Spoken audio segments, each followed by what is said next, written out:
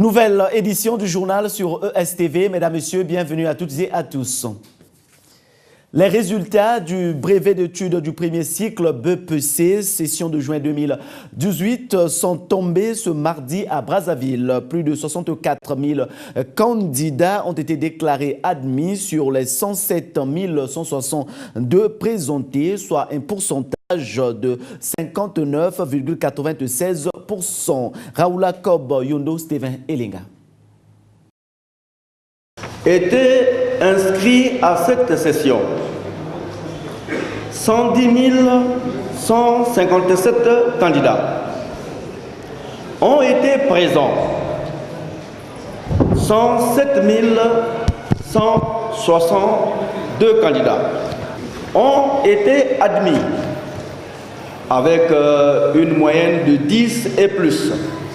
64 254 avec une moyenne de 59,96%.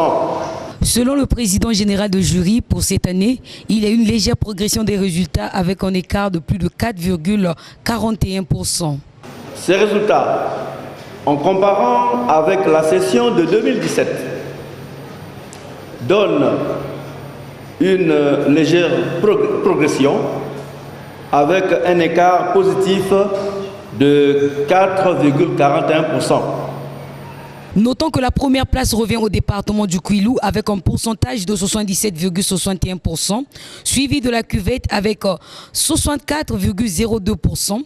La dernière place est occupée par la Likwala avec 50,04%.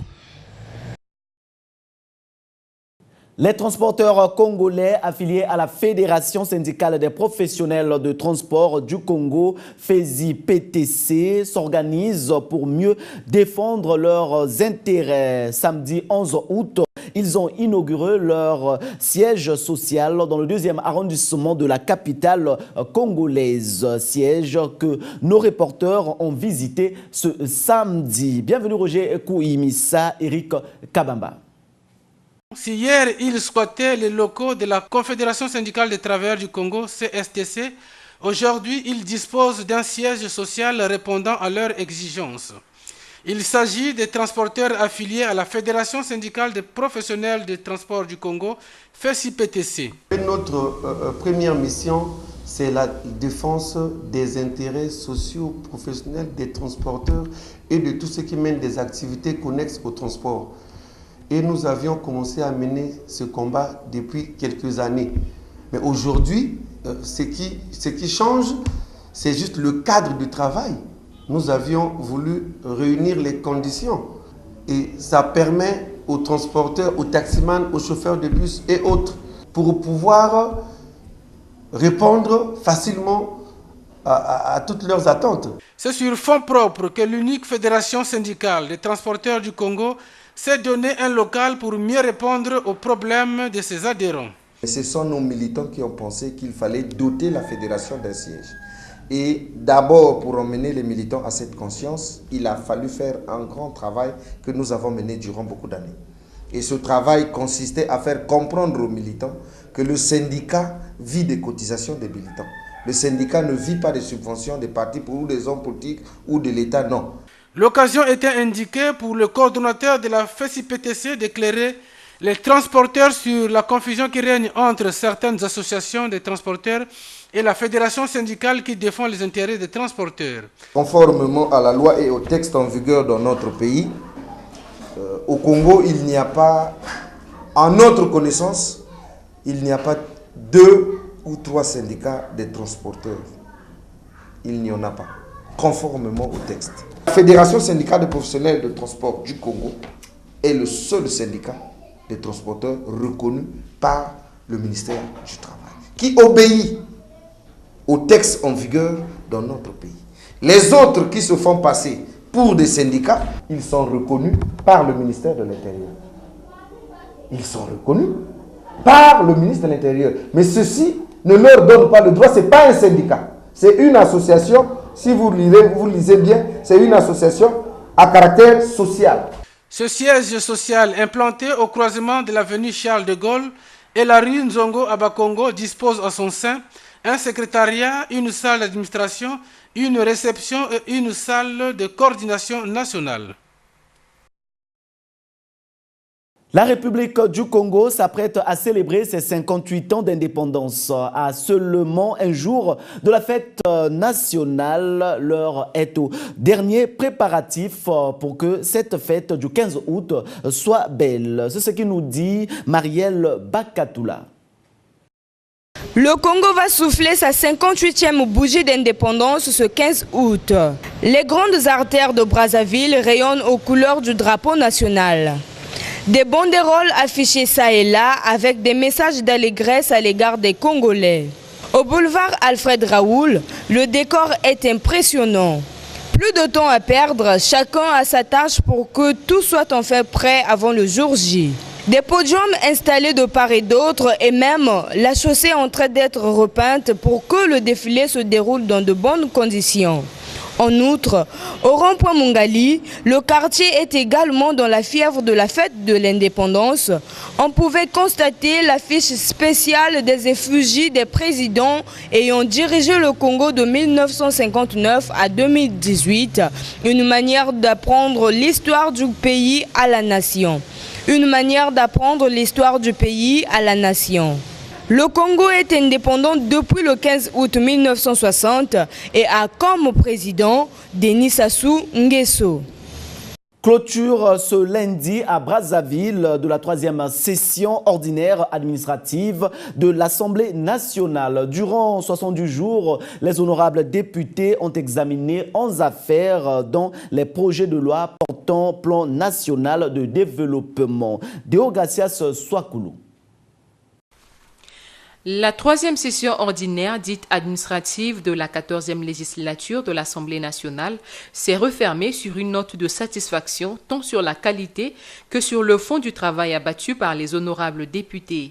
Les 11 affaires inscrites au programme ont toutes été épuisées, parmi lesquelles le projet de loi portant plan national de développement. Cette loi vise un triple objectif technique, à savoir la stabilisation de la situation macroéconomique et financière du Congo, la relance de son agenda quinquennal de croissance économique et la préservation du secteur social orienté vers la protection de la population la plus vulnérable. Il s'agit donc de réaliser à terme le développement harmonieux, équilibré, inclusif et durable du Congo à travers la mise en œuvre de politiques budgétaires et structurelles portées par des mesures ou réformes hardies, l'ensemble soutenu par la politique monétaire régionale et nos partenaires techniques et financiers. Ces résultats ne seraient possibles sans l'implication des élus nationaux qui, malgré la dureté des temps, ont brillé par leur dévouement au travail. Tout en les félicitant, le président de l'Assemblée nationale, dans son mot de clôture, les a invités à jouer pleinement leur rôle dans la mise en œuvre du PND 2018-2022. Le plan quinquennal que nous venons d'adopter a vocation à réenchanter le rêve, en même temps qu'il balise notre marche vers le progrès. Son appropriation par les députés que nous sommes est une exigence majeure pour 2 raisons simples.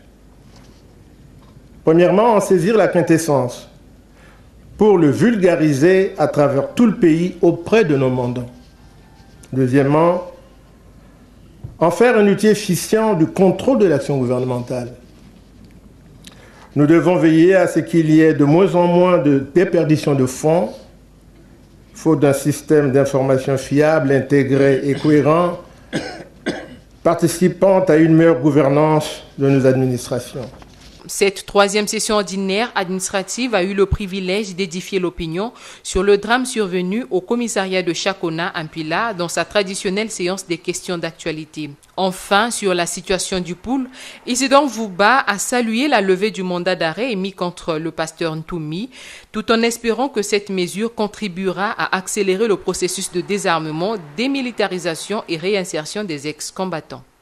Revenons sur cette information, les victimes des accidents de circulation et autres sinistres de Mungali ont été indemnisés ce lundi à Brazzaville par la Société d'assurance et réassurance du Congo. 40 victimes au total ont perçu leur indemnisation au siège de la préfecture de Brazzaville en présence de la directrice des sinistres et des contentieux. Témoins de l'événement, Gracia Nganga et Anthony Ngonza. Plus de 46 millions de francs CFA, c'est le montant débloqué par l'ARC pour le paiement des victimes des sinistres de Mungali dans le 4e arrondissement de Brazzaville. L'ARC procède au paiement de tous ces sinistres en cours, anciens comme nouveaux. Concernant les sinistres anciens, nous vous faisons part des difficultés que nous rencontrons actuellement pour contacter les victimes qui n'ont pas encore été indemnisées faute d'adresses et de coordonnées téléphoniques. Concernant les victimes dont les adresses géographiques sont mentionnées dans les pièces fournies dans les dossiers et qui hésitent encore de se présenter dans nos agences, nous vous informons que nous venons de lancer aujourd'hui même l'opération de recherche des intéressés à travers les descentes sur le terrain dans les différents arrondissements de Brazzaville. Les bénéficiaires ont vivement remercié l'ARC pour avoir respecté ses engagements auprès des victimes. Je suis très ému de ce geste et j'espère que l'assurance va continuer à indemniser les autres aussi. Non, mais moi j'ai le chèque avec moi, j'ai été indemnisé. J'ai fait l'accident en 2016, aujourd'hui nous sommes le 13 août 2018, je suis indemnisé. En tout cas, ils m'ont pris en charge. Donc c'est une satisfaction pour moi. Mais... Plus de 300 millions de francs CFA ont déjà été sortis des caisses de l'ARC pour indemniser les victimes depuis que l'opération paiement des victimes a été lancée. Notons que les victimes de Wenze et de Bakongo ont déjà perçu leur indemnité. L'opération était en cours à Pointe-Noire. Ainsi prend fin cette édition du journal. Mesdames, Messieurs, merci de l'avoir suivi. Bonne fête de l'indépendance à toutes et à tous. Au revoir.